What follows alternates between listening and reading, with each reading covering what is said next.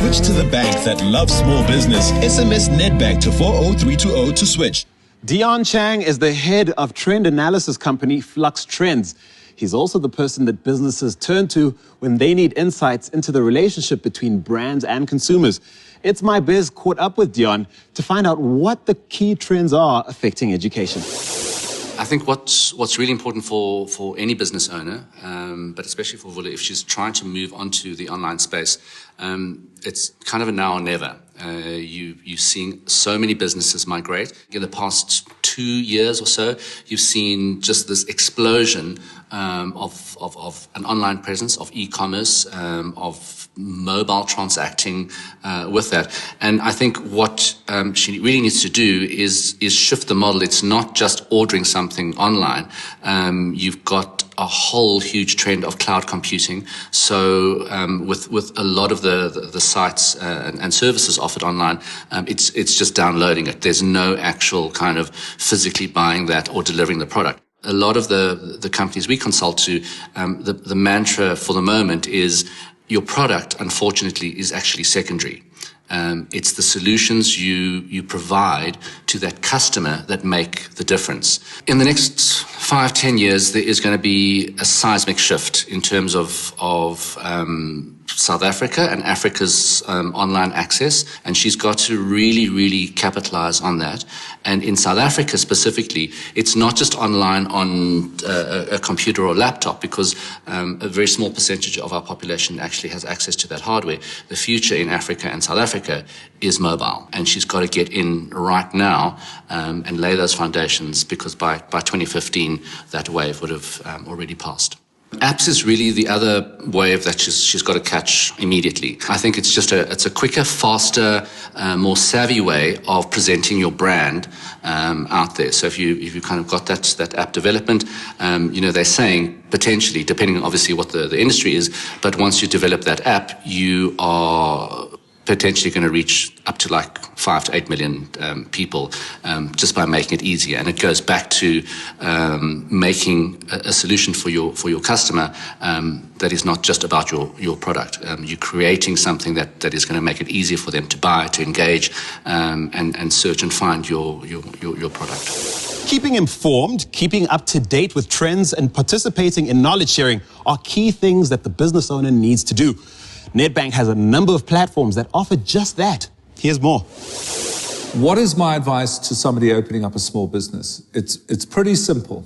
The first thing is you've got to examine yourself for your own strengths and weaknesses and what you would really like to do. The second thing is, which a lot of people don't do, is see whether you can turn that thing you like doing into a commercial product. If you can establish that people really want the product, and you have to also establish that other people aren't doing it at the same time, close to where you are, you then have to seek the finance. And my advice is you try and raise money from friends, from family, so that you're not actually using 100% loans.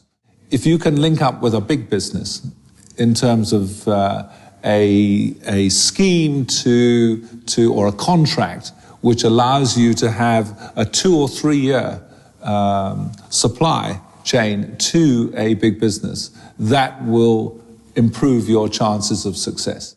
I can tell you right now, you open a business, at the end of the first and second year, with the experience you have, it'll be transformed in a way that you will never anticipate. And here's another way Nedbank supports small business. Get your business off to a great start with the big prize for small business from Nedbank. Get free banking for 2 years with your Nedbank business account, plus an incredible Samsung business package with 65,000 Rand, the revamp of your brand image and corporate identity to the value of 30,000 Rand, and financial, admin and legal consultation with our business expert, Thane Niemand. Register on simplybiz.co.za to enter now, and you can make big things happen for your small business. T's and C's apply. By articulating her business vision, bringing her staff on board, differentiating, staying on top of technology trends, taking control of expenses, and delegating more, Vula will be flying into the future.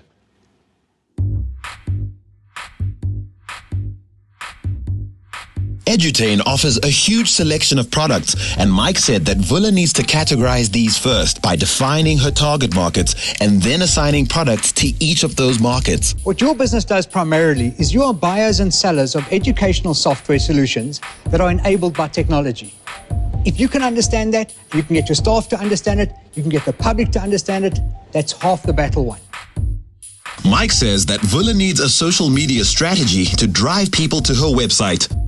Mike also said that creating product categories would help Vula focus on those products and markets that have the best long-term potential for her company. He called these the keepers. It's like pruning a tree. Cut off the weak branches, keep the strong ones, watch that tree grow. Vula also needed to take a careful look at her financial records in order to assess her expenses and find ways to reduce them.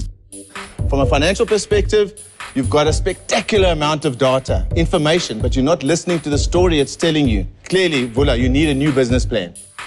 Mike said that if Vula wants to make money while she sleeps, she'll need to focus on growing the direct sales side of her business by developing an internal sales team. Put things online, put them on the website, let people test the software, let them try it out. That's the way to move this business. With a clear vision of where she wants the business to go, Vula must keep sharing this with her staff. It's important to talk to your staff, share with them what you do, why you do it, and what your plans are for the future.